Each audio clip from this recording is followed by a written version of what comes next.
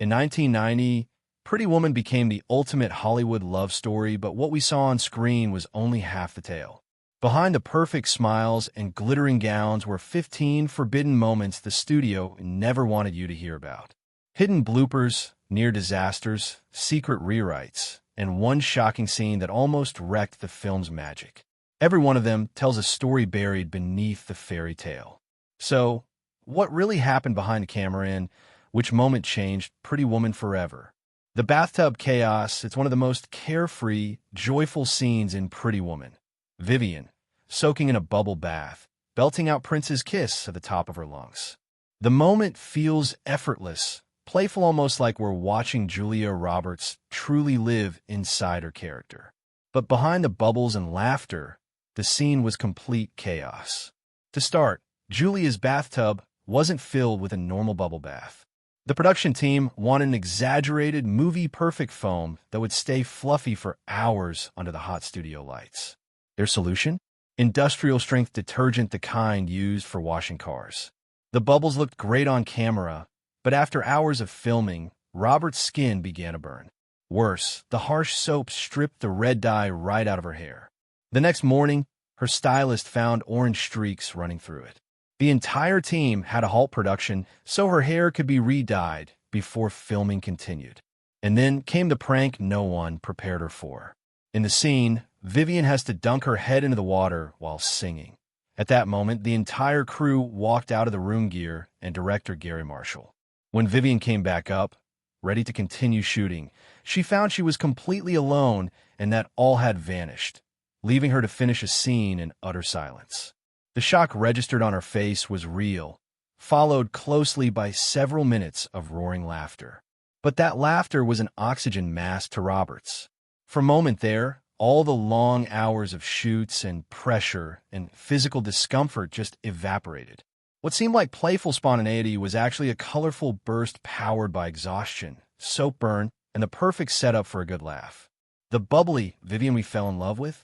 She was literally struggling to keep on smiling through the sting.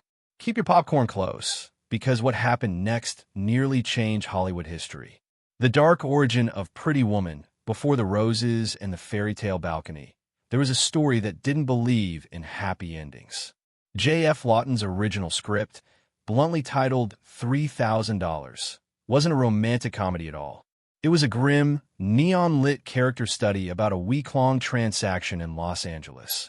A ruthless corporate raider, Edward, pays a struggling sex worker, Vivian, $3,000.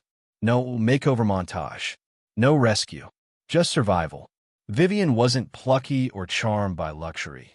She was written with rough edges, broke, traumatized, and battling the kind of demons studios avoided. Addiction, predation, the quiet humiliation of being invisible in a city that only sees money. Edward, meanwhile, wasn't a prince in a limo. He was a man who measured people the way he measured companies, by what could be extracted. In $3,000, the week ends with a thud, not a swoon. He dropped her off. She's left with cash and nothing else. The message is brutal. Transactions don't turn into love stories. Then Disney stepped in. Nothing is easier than making them less tough by sweetening the script.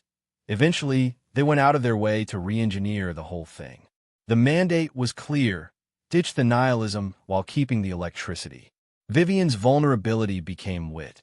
Edward's predation became detachment in need of thawing.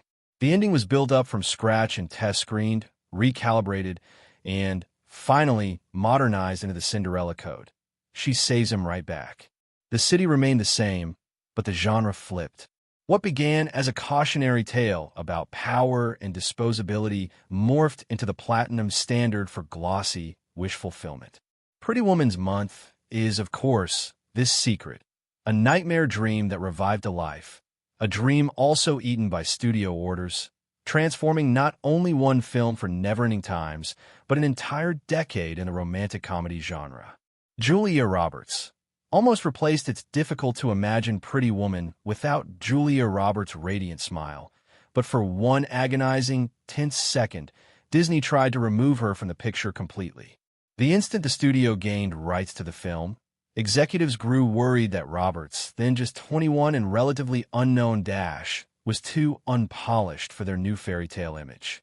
The original version of $3,000 had cast her to perfection: vulnerable, street-smart, emotionally raw.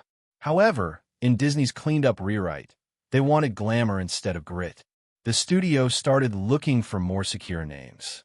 Meg Ryan, Daryl Hannah, and even Michelle Pfeiffer were floated as possible replacements. One executive memo reportedly read, "Julia Roberts is too intense for this tone."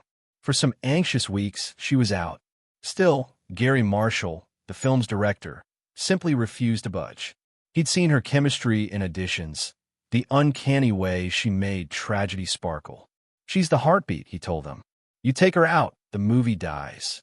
It was reinstatement for Roberts, but the reality was that by the time filming began, the pressure was really heavy. Crew people would later remember how she would always shiver before every take, the sheer weight of carrying a studio film that had already fired her strong enough for overwhelming nerves. Her nerves were so strong that guys would get more than hives just before her first close-up. Makeup exemptions had to ice her skin between shots. But something happened when the camera rolled. The nervousness becomes charm. The quiver in her voice turned into innocence. And the fear that almost took her role was the very thing that made Pretty Woman unforgettable.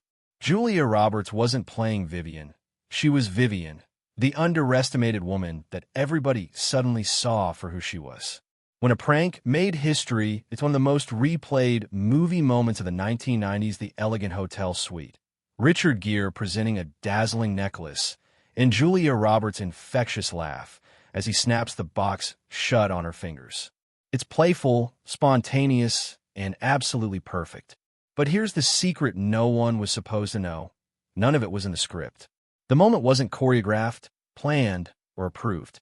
During rehearsal, Julia was struggling to find the right tone. The mood felt stiff, the chemistry forced. Director Gere Marshall whispered to Gere, "Do something to surprise her."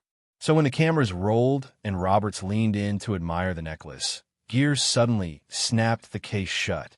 Her gasp and laughter weren't acting. They were pure shock. It made sounds of laughter from the crew while filming. Marshall shouted, "Cut! That's it. That's the take." The chance explosion of laughter has turned into one of cinema's greatest ever romantic gestures, a testimony that the best moments cannot be stage managed. But in Laughter Among, there was something deeper still that never reached the audience. The necklace itself was not a prop, but jewelry. It was over $250,000 worth of Fred Jolier design, an item sent for the set under the vigilant watch of two armed guards who never turned their gaze away from it. Each time Gere would hold the box, a jeweler's representative would crouch off camera, hawk-like, watching. If it fell, production would have been stopped in an instant. So, that flick moment in the box was meant for some harmless prank, but it turned into a most dangerous gamble. A single false move would have had the studio down $250,000.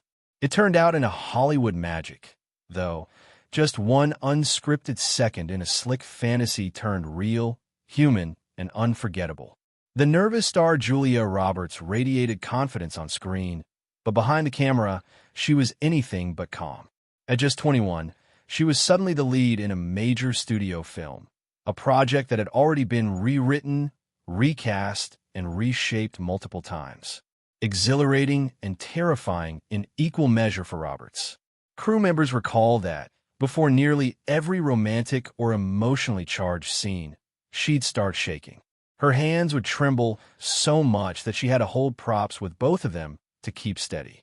One makeup artist later admitted that Julia's lips would sometimes quiver uncontrollably right before action, and they'd have to redo her lipstick between takes. She was very anxious, but the real thing was pressure. The pressure of replacing actresses with experience, shooting alongside Richard Gere, and watched by studio executives who'd already tried firing her once. The fear of losing her dream role hovered at every line. During one of the first love scenes, it got so hot it had to stop with the director. Robert's pulse was racing so fast that her forehead showed blood vessels visibly bulging. Gere Marshall's, ever the patient mentor, walked over, sat beside her on the bed, and just started talking. Not directly talking. He cracked jokes, told silly stories, reminded her to breathe, and slowly she relaxed. And when the camera rolled again, something shifted. That nervous energy turned into vulnerability, into the very